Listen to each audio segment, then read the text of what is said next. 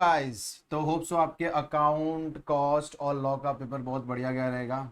और अगर थोड़ा सा ऊपर नीचे हुआ भी है तो यस, अपने को ज़्यादा सोचना नहीं है, because now we have to focus on tax paper. So the basically सबसे पहला क्वेश्चन ये आता है कि sir how we will plan. हम सबसे पहले यार प्लान कैसे करें यार, बिकॉज टैक्स तो एक दरिया है यार, बहुत बड़ा दरिया है। और जहाँ पे अपने को सर दरिया के अंदर तैरना है तो कितना तैरेंगे। तो guys basically it's totally my views, ये मेरे व्यूज हैं। और आप ऐसा प्लान कर सकते हो, because sometime we think that कि यार आज हम लोग छोटे छोटे चैप्टर कर लेंगे, उसके बाद में हम लोग बड़े चैप्टर की तरफ जाएंगे, एग्जाम के जस्ट 3 घंटे पहले मैं पीजीबीपी पढ़ेगा या कैपिटल गेन पढ़ेगा। तो यार वो थोड़ा सा मेरे को ऐसा लगता है कि नहीं, बिकॉज जो हाईली वेटेज चैप्टर्स है उनको ज्यादा अपने को फोकस करना है। सो बेसिकली मैं आपके साथ लेके आया हूं रणनीति for tax paper, what will be the strategy for the tax paper. और जी हाँ, टैक्स के अंदर आपके डायरेक्ट टैक्स का भी स्ट्रेटेजी और इनडायरेक्ट टैक्स का भी स्ट्रेटेजी आ जाएगा। तो लास्ट तक ये वीडियो देखिएगा, उसके अंदर मैं आपको इंपॉर्टेंट सेक्शन भी बताऊंगा कि जो सेक्शन पे आपको फोकस करना ही है, मीन्स आपको करना ही है। यस, सुनना भी ध्यान से। चलिए, तो फर्स्ट आपको प्रायोरिटी जो सेट करनी है, आज अगर आप अभी जब ये वीडियो देख रहे हो तो आपको सबसे पहले पीजीबीपी लेके बैठना है, बिकॉज ये सबसे ज्यादा वेटेज रखता है। अभी समटाइम से पीजीबीपी में सेक्शन कौन सा मैं पहले प्रायोरिटाइज करूं। यस, तो मैं आपको कुछ बता देता हूं कि जब भी आप पीजीबीपी लेके बैठोगे तो आपको सेक्शन मैं बोल रहा हूं वो हिसाब से आपको करना है। पहला सेक्शन 35, वो आपको पहले की साइंटिफिक रिसर्च। बिकॉज क्यों करना है सर, क्योंकि इसके अंदर अमेंडमेंट है, तो बेसिकली ये अपने हाईएस्ट प्रायोरिटी पे रहेगा। सेकेंड से 35 एडी अमेंडमेंट हो या नहीं हो, ये ऑलवेज एक इंपॉर्टेंट रोल प्ले करता है। एंड फिर आपको सेक्शन 32 डेप्रिसिएशन, अगेन मैं बोला 32 क्यों इंपॉर्टेंट है, बिकॉज अगेन 32 के अंदर भी क्या आपका अमेंडमेंट है। तो यस, आपको सबसे पहले 35 एडी एंड सेक्शन 32 आपको फॉलो करना है। एंड उसके बाद में सर फिर आपको जो सेक्शन में बोल रहा हूं, जैसे 44 एडी, 44 ए, ये दो ऐसे सेक्शन है जो अपने को अच्छे से करना है। और साथ में आपको 44 ए बी ऑडिट, जी हाँ, बिकॉज उसके अंदर भी आपको अमेंडमेंट दिए हुए हैं। यस, और मेरे को ऐसा लग रहा है कि उसके अंदर से एक में एक क्वेश्चन आपको पूछा जाएगा, वेदर डायरेक्टली और इनडायरेक्टली आपको कुछ न कुछ ऐसा हिंट दिया जाएगा जहां पे एसएससी का सर ऑडिट लिमिट 5 करोड़ का भी हो सकता है या फिर ऑडिट लिमिट 1 करोड़ का भी हो सकता है। तो यस, ये आपका डैम श्योर क्वेश्चन आपका बन सकता है एग्जाम में।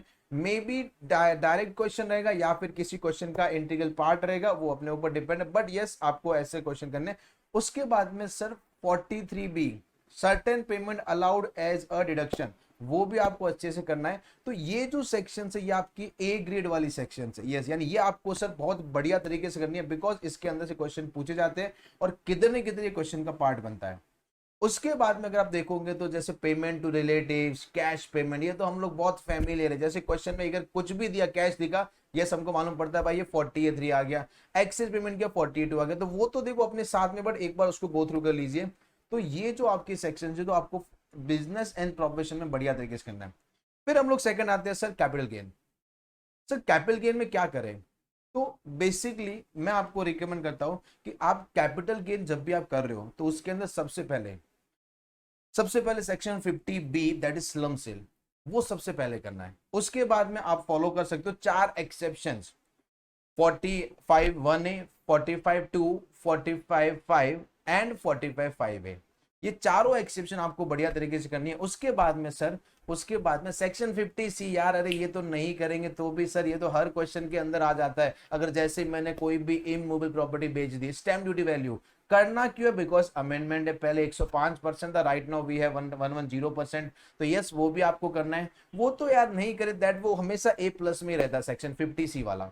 उसके बाद में सर ये होने के बाद में फिर हम लोग क्या करेंगे, फिर बेटा अपना एग्जेम्पशन वाला पार्ट है यार, 54 EC एंड 54F, ये अपने को बहुत बढ़िया तरीके से करना है। 54 EC और 54F, ये अपने को बढ़िया तरीके से करना है। तो जैसे आप चार एक्सेप्शन 50B 50C ये सब कर लेते हो, उसके बाद में 54F 54EC 54 ये आपको करना है।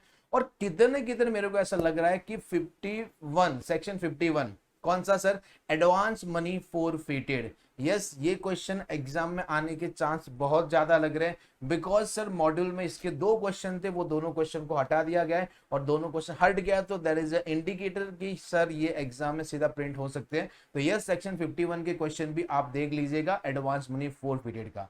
तो ये आपका कौन सा कैपिटल गेन सर, ये दोनों तो हाईली वेटेड चैप्टर थे। Business and profession indirectly 15 mark का आ जाता है, कैपिटल गेन सर आपका 8-10 मार्क का आता है। उसके बाद में मैं रिकमेंड करता हूँ सैलरी, बिकॉज सर यस ये 8 मार्क का क्वेश्चन आता है, तो आपको सैलरी के पूरे क्वेश्चन करने हैं।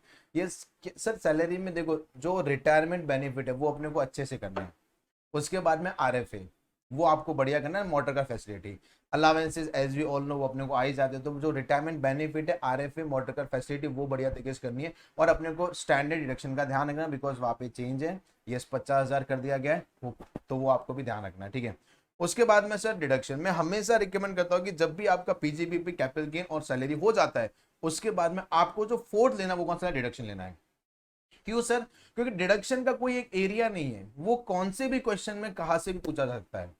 तो यस डिडक्शन आपको पूरे अच्छे से करने। और सर अगेन डिडक्शन के अंदर मैं इंपॉर्टेंट डिडक्शन की बात करूं, 80C 80D, उसके बाद में 80JJA 80G आपका, यस 80G वो आपको अच्छे से करना है। तो ये ऐसे कुछ डिडक्शन है जो आपको बहुत बढ़िया तरीके से करने हैं। यस कभी कभार क्वेश्चन 80U में बहुत बढ़िया पूछ लेता है, मिस्टर ए ब्रैकेट में लिखा 85% हैंडीकैप, तो 80U का भी अपने को ध्यान रखना है कि वो कभी कभार क्वेश्चन के ऊपर ही रहता है, तो वो भी अपने को ध्यान रखना है। बट ये जो मैंने सेक्शन बोले ये आपको बढ़िया करना है। और अगर मेरे को लग रहा है कि 80CCD ये तो ए ग्रेड वाला ही सेक्शन है, वो तो आपको करके ही जाना। तो ये कुछ ऐसे डिडक्शन है जो आपको बढ़िया तरीके से करने हैं।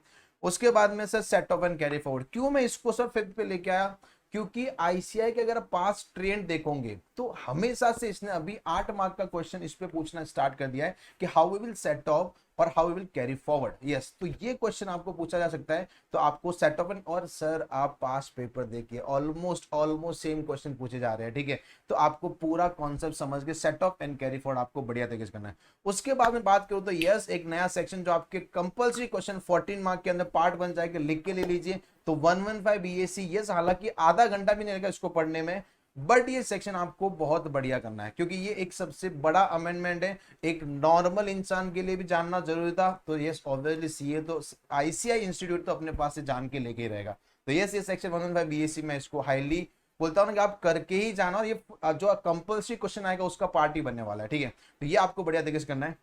उसके बाद में सर रेसिडेंशियल स्टेटस, इसको तो मैं पहले नंबर पे रखने वाला था, बट सोचा चलो हम लोग 7वें पे रखते हैं। क्यों, क्योंकि सर पिछले बहुत सालों से इसमें चेंज नहीं था, तो ये टाइम पे चेंज है, तो आपको क्वेश्चन पूछ सकते हैं सीधा कि भाई, और किसका पूछेंगे यार, इंडिविजुअल्स का। किसका पूछेंगे, इंडिविजुअल्स का। तो आपको रेसिडेंशियल स्टेटस में इंडिविजुअल के अंदर कौन सा डीम्ड रेसिडेंट, फिर 15 लाख वाली इनकम, मालूम है कुछ याद आया अपने को, वो अपने को बढ़िया तरीके से करके जाना है। बाकी नहीं देखोगे उससे हम लोग अवेयर हैं, बट जो 2 अमेंडमेंट थे वो आपको बहुत बढ़िया तरीके से करके जाना है, ठीक है। उसके बाद में आते हैं सर टीडीएस टीसीएस, ये तो सर करेंगे तो बढ़िया, बहुत सारे लोग ऑप्शन में छोड़ देते हैं, बट यस आप इसके अंदर से क्या कीजिए, जो भी अमेंडेड है टीसीएस का वो बात बढ़िया तरीके से करके जाइए, यस और नो। चलिए फिर उसके बाद में नेक्स्ट आते हैं अदर्स।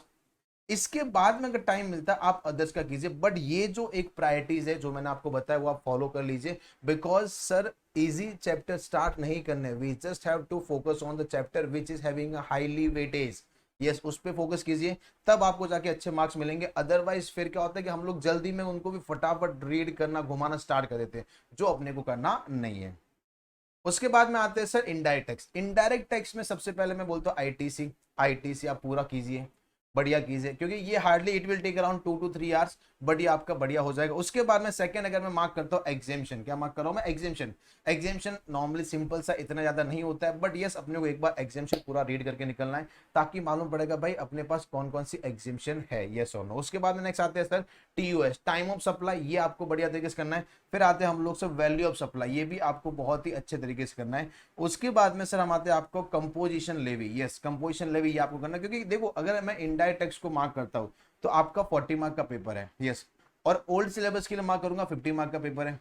तो उसके अंदर से 30 मार्क के एमसीक्यू जाते हैं, 28 मार्क के लिए आपको इनडायरेक्ट टैक्स के बाकी की चीजें पूछी जाएगी। तो यस इट्स ड्यूटी कि आपको ये वाले बहुत बढ़िया तरीके से करने, क्योंकि बेसिकली आपको यही क्वेश्चन ज्यादा इसके अंदर से आपको ज्यादा पूछा जाएगा, ठीक है।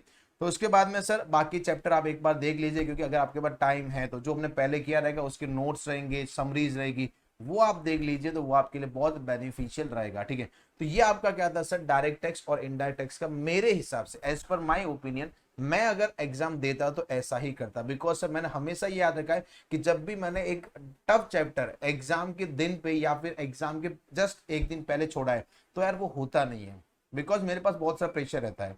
तो मैं क्या करता हूं मालूम है, जो चैप्टर्स आपके हाईली वेटेड चैप्टर है वो आप पहले कीजिए, और मैंने भी हमेशा वही फॉलो किया। यस, एंड सेकेंड चीज, हाईली वेटेज तो ठीक है, आपको हाईली मोटिवेटेड भी रहना पड़ेगा। नो मैटर एग्जाम में क्या होता है, डोंट बी पैनिक। यस, इतना जल्दी नहीं कि जैसे 100 मार्क का क्वेश्चन है, उसमें मैंने क्वेश्चन पेपर रीड करो, अरे मेरे को ये नहीं आ रहा, आगे जा रहे ये नहीं, अरे पैनिक नहीं होना यार। बहुत सारी चीजें होती है जो अपने को फर्स्ट टाइम पे समझ में नहीं आती है, बट देर आफ्टर हमको टोटली समझ में आया था कि चीजें ऐसे होगी। तो आपको एग्जाम के लिए पैनिक नहीं होना है, और जितना आता है उतना बढ़िया तरीके से कीजिए। और लास्ट बट नॉट लीस्ट, आपको एग्जाम में अगर पास होना है, आपको डायरेक्ट टैक्स और इनडायरेक्ट टैक्स में अच्छे मार्क्स लेके आने हैं, तो यस इट्स अ रिकमेंडेशन कि आप जितने ज्यादा वर्किंग नोट्स बनाओगे, यस यानी जो आपने लिखा है एग्जामिनर को जो आपको बताना, वो जितने ज्यादा बताओगे उतना आपका अच्छा बेनिफिट रहेगा। क्योंकि एग्जामिनर ये चाहता है आपसे कि आप एग्जाम के क्वेश्चन के आंसर तो निकाल ही दोगे, बट साथ में I need a working notes, मेरे को वर्किंग नोट चाहिए। तो यस, वो अगर आप बना रहे हो तो that will be highly beneficial. वो आपके लिए क्या होगा सर, वो आपके लिए हाईली बेनिफिशियल हो जाएगा। यस, तो ये आपका पूरा का पूरा क्या था सर, पूरा का पूरा स्ट्रेटेजी, एक रणनीति था जो आपको करना है अपना इनकम टैक्स और इनडायरेक्ट टैक्स के पेपर के साथ में। ठीक है, तो guys wish you all the best, और वी विल ऑलवेज प्रे कि आप लोग जल्दी से सीए बन जाए, और साथ में आप सीए इंटर भी जल्दी से क्लियर कर ले। ठीक है, बट यस अगेन वो आपको कौन करवाएगा, आपका डेडिकेशन, आपका पैशन और आपका परसेप्शन। ये अगर 3 P आपके पास है, definitely you will clear as a chartered accountant, because what we will need just a hard work.